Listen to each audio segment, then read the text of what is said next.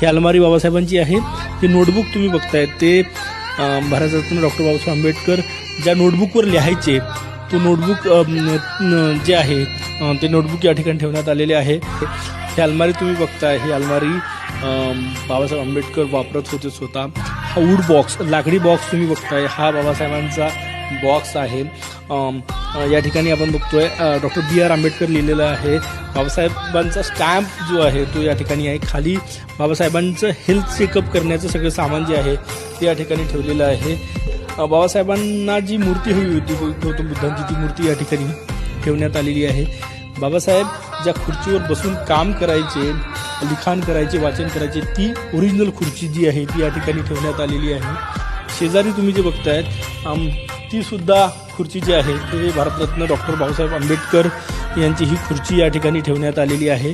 ती जी पेंटिंग आपण बघतोय ती पेंटिंग स्वतः बाबासाहेबांनी काढलेली पेंटिंग आहे।